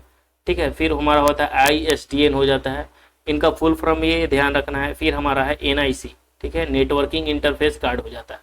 ये सब जो है आपको क्या रखना है, आपको मालूम होना चाहिए। तो देखिए डेटा ट्रांसमिशन सेवा जो है क्या है कि पहला है dial up line. Dial up line जो होता है ना टेलीफोन कनेक्शन से संबंधित है, जो एक सिस्टम से बहुत सारे लाइनों तथा यूजर से जुड़े होते हैं और इसका उपयोग टेलीफोन की तरह नंबर डायल कर संचार स्थापित करने में किया जाता है। और कभी कभी स्विच लाइन भी कहा जाता है इसे, डायल अप को।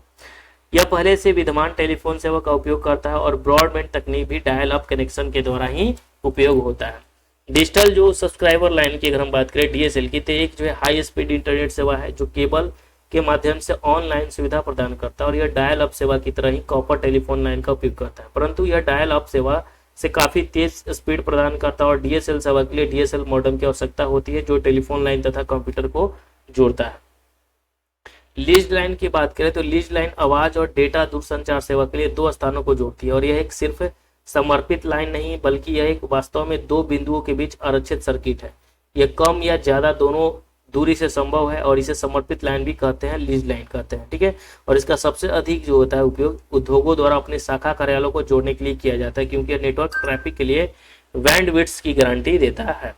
एकीकृत जो सेवा डिजिटल नेटवर्क है आईएसडीएन, इसकी बात करें यानी इंटीग्रेटेड सर्विस डिजिटल नेटवर्क। एकीकृत सेवा digital network circuit switch telephone network के माध्यम से आवाज, डेटा और छवि का हस्तांतरण करता है। इस सेवा के अंतर्गत आवाज हो गया, डेटा हो गया, छवि भी हम क्या कर सकते हैं, भेज सकते हैं। ठीक है, और शोर से बिल्कुल मुक्त रहता है ये। इस लाइन में कई उपकरण को संलग्न किया जा सकता है और जरूरत के अनुरूप इस्तेमाल भी किया जा सकता है। अर्थात आईएसडीएन लाइन लोगों की पूरी संचार व्यवस्था की देखभाल कर सकता है और इस सेवा में मॉडल की आवश्यकता नहीं होती क्योंकि डेटा का आदान प्रदान डिजिटल रूप में होता है। ठीक है, नेटवर्क इंटरफेस कोड क्या है, एनआईसी। तो देखिए यह एक हार्डवेयर डिवाइस है जो कंप्यूटर को नेटवर्क में, ठीक है, ये क्या होता है, नेटवर्क इंटरफेस कार्ड। तो यह एक हार्डवेयर डिवाइस है जो कंप्यूटर को नेटवर्क में संचार स्थापित करने में सक्षम बनाता है और नेटवर्क के अंतर्गत कंप्यूटर का निश्चित प्रोटोकॉल के तहत डेटा पैकेट को आपस में आदान प्रदान करता है। वायरलेस तकनीक क्या है? वायरलेस तकनीक की अगर हम बात करें, वायरलेस टेक्नोलॉजी, तो वायरलेस तकनीक जैसे कि नाम से ज्ञात होता है कि यह बिना तारों वायर की तकनीक है, अर्थात इसके द्वारा डेटा का परिवहन बिना तारों या केबल के होता है। इस तकनीक के प्रयोग से केबल के खर्च भी बचत होती है और इस तकनीक में केबल के स्थान पर इलेक्ट्रोमैग्नेटिक तरंगे, माइक्रोवेव, इंफ्रारेड तरंगे आदि के द्वारा डेटा का परिवहन होता है। वायरलेस तकनीक के अनुप्रयोग निम्नलिखित है: television, remote control, cellular phone और वाईफाई इत्यादि है। वाईमैक्स की अगर हम बात करें, वाईमैक्स क्या है कि world wide interoperability for microwave access है। यह एक डिजिटल वायरलेस संचार प्रणाली है और यह तकनीक बिना केबल के 75 MB प्रति सेकंड ब्रॉडबैंड स्पीड प्रदान करता है। ठीक है, वहीं पे वायरलेस लोकल लूप की अगर हम बात करें, WLL वायरलेस लोकल लूप, ये ध्यान रखना है। वीमैक्स क्या होता है, ये सभी आपको याद रखना पड़ेगा फुल फॉर्म। ठीक है, याद रखना है। वीमैक्स का भी फुल फॉर्म क्या रखना है, वीमैक्स का भी याद रखना है। क्या होता है? World wide interoperability for microwave access. ठीक है, चलिए आगे देख लेते हैं हम लोग। जो वायरलेस लोकल लूप है, यह एक वायरलेस संचार प्रणाली होता है जिसमें उपभोक्ता नेटवर्क से रेडियो आवृत्ति, रेडियो फ्रीक्वेंसी को प्रयोग से जुड़ते हैं और यह बेहतर आवाज तथा उच्च गति के डेटा क्षमता प्रदान करता है। जिस स्थान पर लैंडलाइन टेलीफोन कनेक्शन का प्रावधान संभव नहीं है, वह वायरलेस लोकल लूप तकनीक प्रभावी सेवा और यह CDMA code division multiple access पर आधारित है और आजकल यह नेटवर्क के लिए लोकप्रिय साधन भी है। इंटरनेट की अगर हम जहां तक बात करें, इंटरनेट क्या होता है, तो देखिए इंटरनेट के बारे में हम क्या बताएं। अब इंटरनेट तो सब यूज करते हैं। भारत में इंटरनेट का जो शुरू किया गया था 15 अगस्त 1995 को इंटरनेट शुरू हुआ, ये ध्यान रखना है। विदेश संचार निगम लिमिटेड के द्वारा ये शुरू किया गया था। किसके द्वारा किया गया था? VSNL के द्वारा किया गया था, VSNL। ठीक है, विदेश संचार निगम लिमिटेड के द्वारा जो है शुरू किया गया। भारत में लोकप्रिय इंटरनेट सेवा प्रदाता जो है VSNL विदेश संचार लिमिटेड, BSNL भारत संचार निगम लिमिटेड, MTNL जो है महानगर टेलीफोन नगर लिमिटेड और मंत्रा ऑनलाइन तथा सत्यम ऑनलाइन इत्यादि है। इन कंपनियों को भारत में अनेक शहरों में जो है DNS यानी डोमेन नेम सिस्टम पर सर्वर है। DNS सर्वर एक कंप्यूटर है जो दूसरे कंप्यूटर को डोमेन नाम का IP यानी इंटरनेट प्रोटोकॉल एड्रेस में अनुवाद करता है, ट्रांसलेट करता है। वर्तमान समय में अगर हम बात करें तो BSNL दो माध्यमों से इंटरनेट की सेवा उपलब्ध कराता है। एक होता है PSTN यानी पब्लिक स्विच टेलीफोन नेटवर्क, एक होता है ISD यानी इंटीग्रेटेड सर्विस डिजिटल नेटवर्क। ठीक है, इंटरनेट के आवश्यक घटक क्या है? ठीक है, तो इंटरनेट का उपयोग करने के लिए निम्न उपकरण होने चाहिए। पहला कि आपके पास कंप्यूटर होना चाहिए, मॉडेम होना चाहिए, संचार माध्यम, अब तो वाईफाई हो गया यार। ठीक है, इंटरनेट सॉफ्टवेयर, वेब ब्राउजर होना चाहिए और इंटरनेट सर्विस प्रोवाइडर होना चाहिए। अब मॉडेम क्या है? मॉडेम का जमाना गया। ठीक है, मॉडेम के बारे में बता देते हैं। देखिए, जब इंटरनेट को टेलीफोन लाइन के लिए, जैसे कंप्यूटर कनेक्ट करने के लिए, सिम को इंटरनेट कनेक्ट करने के लिए मोबाइल में हम क्या करते हैं? सिम कनेक्ट करते हैं, सिम डालते हैं, उसी प्रकार मॉडेम होता है। ठीक है, तो मॉडेम में सिम डाला जाता है फिर वो कनेक्ट होता है। ठीक है, तो मॉडेम जो होता है वो जब इंटरनेट को टेलीफोन लाइन के माध्यम से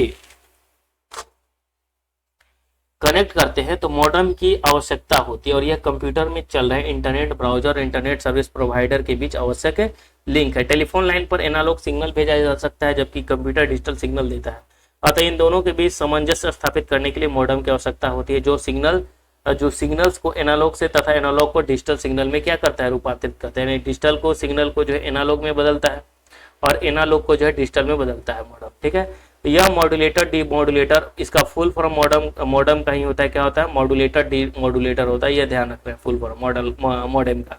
मॉडेम के दोनों ओर कंप्यूटर और टेलीफोन लाइन जुड़ा होना आवश्यक होता है। मॉडेम के स्पीड को जो है BPS में यानी बाइट्स पर सेकेंड में मापते हैं और उपलब्ध स्पीड जो है 9600 BPS से 28800 BPS और 33600 BPS है। इंटरनेट से जुड़ने की स्पीड जो है कनेक्टिविटी स्पीड टेलीफोन सर्विस पर निर्भर करती है। आजकल टेलीफोन सेवा जो ISDN उपयोग करता है 128 kbps या उससे उच्च गति पर मॉडेम को इंटरनेट से जुड़ने में सक्षम बनाता है। मॉडेम ऐसी डिवाइस है जो डेटा को पल्स में परिवर्तन करता है तथा उन्हें टेलीफोन लाइन पर क्या करता है? संप्रेषित करता है। अब यहाँ पे हम समझ लेते हैं कि इंटरनेट सॉफ्टवेयर और वेब ब्राउजर क्या है। ठीक है, यहाँ पे समझना पड़ेगा। तो देखिए, वेब का विशाल पुस्तक की तरह, वेब जो होता है एक विशाल पुस्तक की तरह समझे।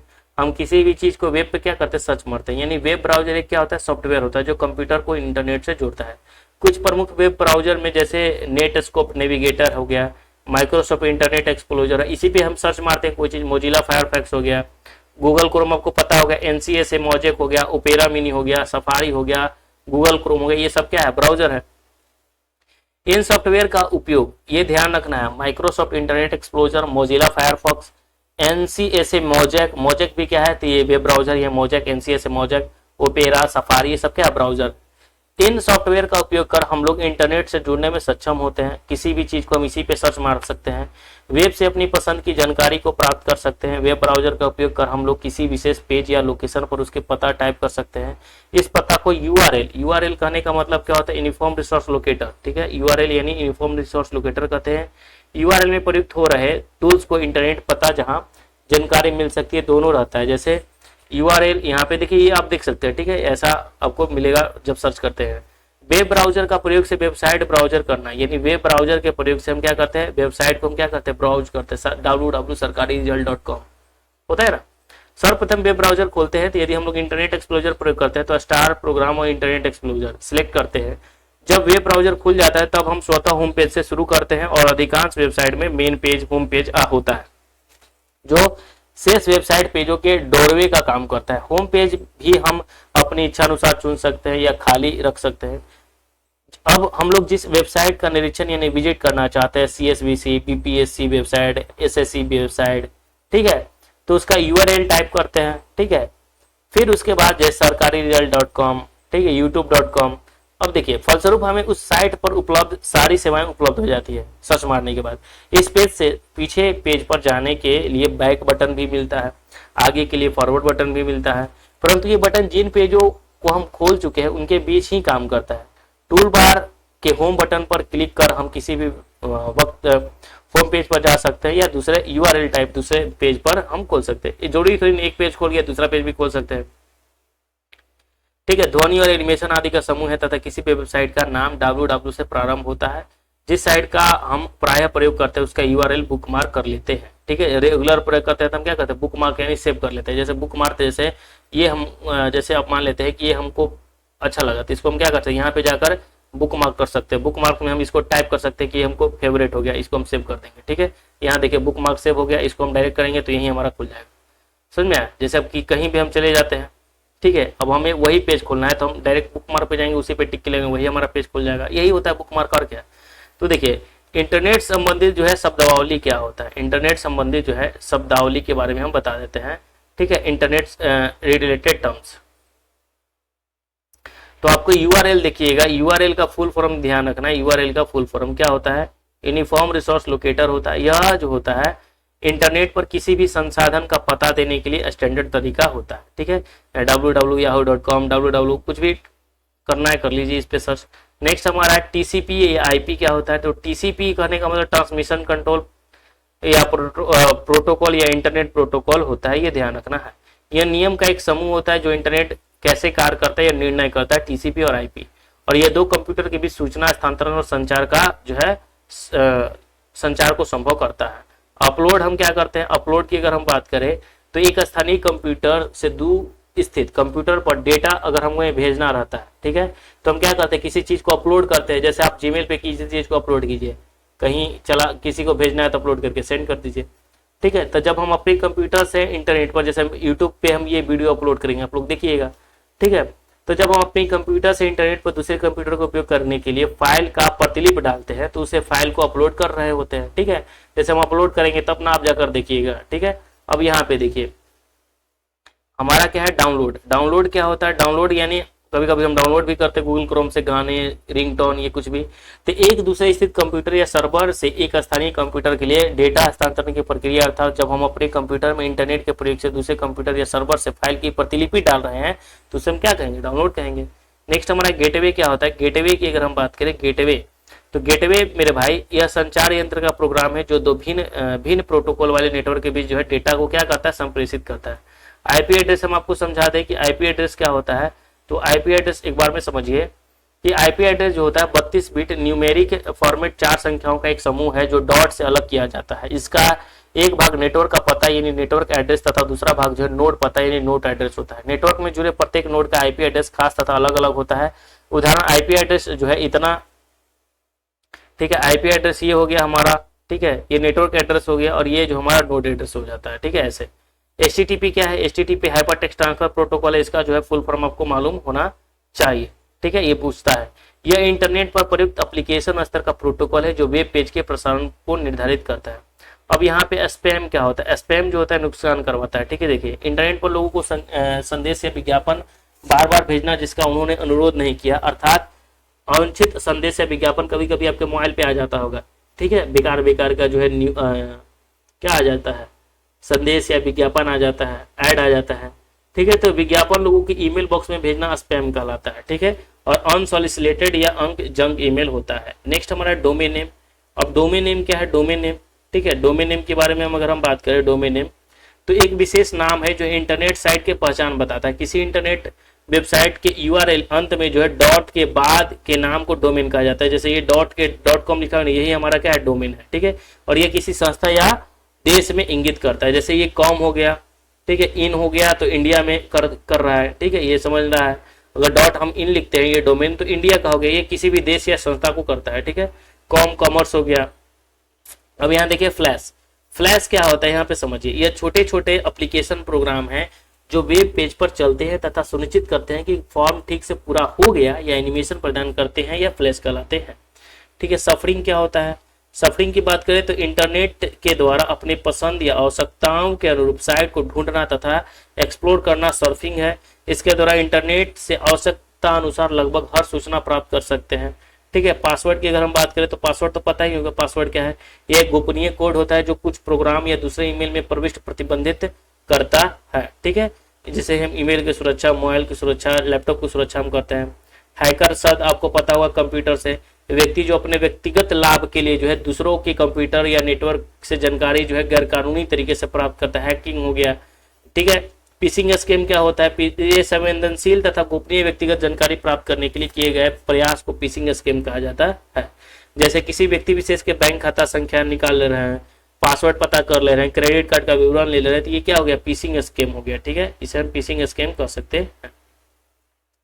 सर्च इंजन की बात करें तो सर्च इंजन तो आपको पता है, गूगल पे सर्च करते हैं तो। ठीक है, नेक्स्ट हमारा HTML hyper text markup language. ये ध्यान रखना है, ये जो कंप्यूटर भाषा है, लैंग्वेज नाम ही है जिसका उपयोग वर्ल्ड वाइड वेब के वेब पृष्ठों के निर्माण में होता है। और HTML के टेबल टैग में दो विशेषता होता है, एक होता है सेल स्पेसिंग, ठीक है, और एक होता है सेल पैडिंग। ठीक है, सेल स्पेलिंग के दो संगत सेलों के बीच की दूरी पिक्सल में बताता है, और सेल पैडिंग से सेल कंटेंट तथा सेल बॉर्डर के बीच पिक्सल स्पेस को बताता है। FTTP क्या है? 70 नंबर फाइल ट्रांसफर प्रोटोकॉल। बार बार ये सभी एग्जाम में पूछा गया है। ठीक है, ये ध्यान रखना है, फुल फॉर्म। यह इंटरनेट पर जुड़े दो कंप्यूटर के बीच फाइल हस्तांतरण की सुविधा है, और वेब ब्राउजर का उपयोग कर हम फाइल डाउनलोड तो कर सकते हैं पर अपलोड नहीं कर सकते। FTP हमें वेबसाइट पर फाइल अपलोड करने में सहायता करता है।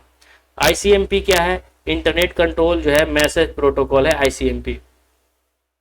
यह इंटरनेट प्रोटोकॉल सूट का एक मुख्य प्रोटोकॉल है। यह नेटवर्क उपकरणों के रूटर के द्वारा उपयोग किया जाता है, जैसे त्रुटि संदेश भेजना इत्यादि होता है। ठीक है, अब यहाँ वेब जो है कहने का मतलब वेब सर्वर क्या है? वेब सर्वर में समझिएगा किसी भी वेबसाइट को पूरी दुनिया में कहीं भी किसी भी समय उपलब्ध होने के लिए इसे किसी कंप्यूटर पर संग्रहित होने की आवश्यकता होती है, और इस प्रकार के कंप्यूटर को वेब सर्वर कहते हैं। इसे दो भागों में बांटा जा सकता है, कंप्यूटर जिस पर वेब सर्वर बनाया जाता है, दूसरा सॉफ्टवेयर जो ऐसे कंप्यूटर पर चलता है, वेब पेज को इंटरनेट के माध्यम से दूसरे कंप्यूटर पर स्तर पर भेजता है। ठीक है, नेक्स्ट हमारा बुकमार्क। बुकमार्क के बारे में हमने अभी समझाया आपको कि किसी भी वेब पेज या किसी भी डॉक्यूमेंट को या किसी भी चीज को हम क्या करते हैं? बुक मार्क कर सकते हैं डायरेक्ट हम इसको देखने के लिए। ठीक है, अब जैसे 500 या 1000 पेज का है, ठीक है, आपको इसमें से हमें फिर दोबारा देखना है तो उसको हम क्या करते हैं? बुक मार्क कर सकते हैं। ठीक है, डायरेक्ट हम उस पर आ सकते हैं। ठीक है, जैसे आप फ्लिपकार्ट, अमेजॉन, मीशो आप देखते होंगे तो उसमें जो है आपको कोई ड्रेस या कोई जो है पसंद है कपड़ा, तो उसको हम क्या करते हैं? लाइक कर देते हैं, बाकी फिर बाद में हम देख सकते हैं, सेव टू कार्ट कर सकते हैं, वही होता है और क्या। कंप्यूटर से संबंधित कुछ प्रमुख तत्वों को हम समझ लेते हैं जो एग्जाम में बार बार पूछा जाता है। तो देखिए क्या है कि चार्ल्स बेबेज कंप्यूटर के पितामह, अगर पूछेगा कि कंप्यूटर के पितामह किन्हें कहा जाता है तो चार्ल्स बेबेज को कहा जाता है। ठीक है, नेक्स्ट यॉन ह्यूमन कंप्यूटर के विकास में सबसे ज्यादा कंप्यूटर के विकास में योगदान किनका रहा? ये आपसे पूछे तो वान न्यूमैन का रहा। ठीक है, किनका रहा? वान न्यूमैन का रहा। आधुनिक कंप्यूटर का खोज कब हुआ था? तो देखिए आधुनिक कंप्यूटर की खोज जो है सबसे पहले कब हुआ था? तो सबसे पहले जो है 1946 में हुआ था। नेक्स्ट हमारा है कि कंप्यूटर के क्षेत्र में महान क्रांति कब आई, तो कंप्यूटर के क्षेत्र में महान क्रांति जो आई 1960 में आई। कंप्यूटर के एक भाग से दूसरे भाग में सिग्नल भेजने वाला इलेक्ट्रॉनिक पथ को क्या कहते हैं, तो बस कहा जाता है। ठीक है, ये ध्यान रखना है। 2 दिसंबर को कंप्यूटर साक्षरता दिवस मनाया जाता है, ये भी ध्यान रखना है, 2 दिसंबर को कंप्यूटर साक्षरता दिवस मनाया जाता है। नेक्स्ट हमारा है कि भारत में निर्मित प्रथम कंप्यूटर कौन है, तो भारत में निर्मित प्रथम कंप्यूटर जो है सिद्धार्थ है, और इसका निर्माण जो है किसने किया था, तो इलेक्ट्रॉनिक कॉर्पोरेशन ऑफ इंडिया ने किया था। इसका निर्माण किसने किया था, इलेक्ट्रॉनिक कॉर्पोरेशन ऑफ इंडिया ने किया था। ये सभी आपको क्या रखना है, ध्यान रखना है। भारत का प्रथम जो है कंप्यूटरीकृत डाकघर जो है कौन सा था, तो नई दिल्ली का था। कौन सा था, तो प्रथम जो कंप्यूटरीकृत डाकघर था वो नई दिल्ली का था। निजी क्षेत्र के अंतर्गत जो है स्थापित होने वाला पहला भारत का प्रथम कंप्यूटर विश्वविद्यालय कौन था, तो प्रथम जो है कंप्यूटर विश्वविद्यालय की अगर हम बात करें, आपसे पूछ दे, तो राजीव गांधी कंप्यूटर विश्वविद्यालय था। कौन था, राजीव गांधी कंप्यूटर विश्वविद्यालय। नेक्स्ट हमारा है भारत की सिलिकॉन घाटी कहाँ है, तो भारत की सिलिकॉन घाटी जो है बेंगलुरु को कहा जाता है। नेक्स्ट है कंप्यूटर के 3 प्रकार कौन है, डिजिटल है, एनालॉग है और हाइब्रिड है, ये ध्यान रखना है। इंटीग्रेटेड सर्किट चिप का विकास जो है JS किल्वी ने किया था। ठीक है, ये ध्यान रखना है। इंटीग्रेटेड सर्किट चिप पर सिलिकॉन की परत होती है, चुंबकीय डिस्क पर आयरन ऑक्साइड की परत होती है। ठीक है, ये ध्यान रखना है। इंटीग्रेटेड सर्किट चिप पर किसकी परत होती है, सिलिकॉन की परत होती है। चुंबकीय डिस्क पर जो है किसकी, तो आयरन ऑक्साइड की। तो ये ध्यान रखना है, इंटीग्रेटेड सर्किट चिप पर सिलिकॉन की परत, चुंबकीय डिस्क पर आयरन ऑक्साइड की। चुंबकीय disk iron oxide, integrated circuit silicon की परत। ठीक है, WW के जो है आविष्कार कौन है, तो इनका श्रेय जो जाता है, ये ध्यान रखना है। ठीक है, इसको जो है हम अंडरलाइन कर देते हैं ताकि ये आपको नजर पड़े इस पे, बाकी इसका PDF आपको मिल जाएगा। नेक्स्ट हमारा है असेंबलर, असेंबली भाषा को यंत्र भाषा में परिवर्तित करता है। असेंबलर जो होता है वो क्या करता है, असेंबलर जो होता है वो असेंबली भाषा को किस में बदलता है, तो यंत्र भाषा में जो है बदलता है। ठीक है, मशीनी भाषा में बदलता है। नेक्स्ट हमारा है कि जो है टाइंच 2 जो है चीन की विश्व का सबसे तेज सुपर कंप्यूटर है, टाइंच 2। ठीक है, चलिए आगे देख लेते हैं। कंप्यूटर डाटा की सबसे छोटी इकाई जो होती है वो बीट होती है। कंप्यूटर डाटा की सबसे छोटी इकाई बीट होती है। बाइनरी इकाई, आरंभिक इकाई अंतिम अक्षर से बने 0 से शुरू होता है और 1 को बीट कहा जाता है। ठीक है, वह कंप्यूटर जो आकलन के सिद्धांत के अनुसार कार्य करता है उसे हम क्या कहते हैं, एनालॉग कंप्यूटर कहते हैं। नेक्स्ट हमारा है कि विश्व का प्रथम सुपर कंप्यूटर जो है क्रे 1S था, जो अमेरिका ने बनाया था। ठीक है, जो 1779 में बनकर तैयार हुआ था, इसे अमेरिका के क्रे रिसर्च कंपनी ने बनाया था। 32 कंप्यूटरों के बराबर कार्य कर सकने वाले डीप ब्लू कंप्यूटर जो है 1 सेकेंड में शतरंज की जो है 20 करोड़ चाल जो है सोच सकता है। ठीक है, और इसी सुपर कंप्यूटर ने विश्व चैंपियन गैरी कैस्परोव को जो है क्या किया था, पराजित किया था। विश्व के प्रथम जो इलेक्ट्रॉनिक डिजिटल कंप्यूटर का नाम क्या है, ENIAC है, ये याद रखना है। यानी 32 कंप्यूटर के बराबर कार्य सकने वाला एक था कंप्यूटर जिसका नाम क्या है, डीप ब्लू कंप्यूटर। इन्हीं में जो है 20 करोड़ चाल सोचता है 1 सेकेंड में। ठीक है, और इसी सुपर कंप्यूटर ने विश्व चैंपियन गैरी कैस्परोव को हराया था। विश्व के प्रथम जो है इलेक्ट्रॉनिक डिजिटल कंप्यूटर का नाम क्या है, ENIAC है। इंटरनेट पर उपलब्ध होने वाले प्रथम भारतीय समाचार पत्र द हिंदू और प्रथम भारतीय पत्रिका इंडिया टुडे जो यूजनेट तमाम विश्वविद्यालयों को एक साथ जोड़ने की प्रणाली है। इंटरनेट सूचना की खोज करने में जो है आर्क सबसे ज्यादा मदद करता है। ठीक है, नेक्स्ट हमारे कि आर्क का विकास जो है मैकगिल यूनिवर्सिटी ने किया था। आर्क का विकास किसने किया था, मैकगिल यूनिवर्सिटी ने। पर्सनल कंप्यूटर सर्वप्रथम जो है पुस्तक टेड नेल्सन ने लिखा था। पर्सनल कंप्यूटर पर सबसे पहले पुस्तक किसने लिखा था, तो टेड नेल्सन ने लिखा था। कंप्यूटर की प्रथम पत्रिका जो है कंप्यूटर एंड ऑटोमेशन है। ठीक है, तो कंप्यूटर की प्रथम पत्रिका का नाम क्या है, कंप्यूटर एंड ऑटोमेशन है। प्रथम घरेलू कंप्यूटर जो है VIC-20 है। प्रथम घरेलू कंप्यूटर कमोडोर है VIC-20। वैज्ञानिकों के अनुसार भारतीय भाषा संस्कृत कंप्यूटरीकृत करने के लिए सबसे आसान है। विश्व का प्रथम डिजिटल कंप्यूटर कौन सा है, तो विश्व का प्रथम डिजिटल कंप्यूटर है ENIAC है। ठीक है, कौन सा है, तो ENIAC है। नेक्स्ट है क्वेश्चन की फोर्टन जो प्रोग्राम है तो विकसित की गई सर्वप्रथम भाषा है, ये तो पता है फोर्टन। ठीक है, क्या भाषा, कोबोल उच्च स्तरीय भाषा अंग्रेजी भाषा के समान है। सभी जो है हम लोग HLA लैंग्वेज को हमने देखा। कोबोल भाषा में सबसे ज्यादा उपयुक्त जो है डॉक्यूमेंटेशन जो है संभव होता है। भारत में सर्वप्रथम नेशनल एरोनॉटिक्स लेबोरेटरीज बेंगलुरु ने जो है फ्लो सॉवर नामक सुपर कंप्यूटर विकसित करने में सफलता पाई थी। तो सबसे पहले सुपर कंप्यूटर जो है फ्लो सॉवर बेंगलुरु ने विकसित की थी। ठीक है, भारत की। कंप्यूटर पर परमाणु परीक्षण को जो है सब स्क्रिप्टल परीक्षण भी कहा जाता है। क्वांटम कंप्यूटर जो है क्यूबिट्स या क्वांटम बिट्स में गणना करता है। आगे देख लेते हैं, यहाँ जो है फुल फॉर्म है, ठीक है।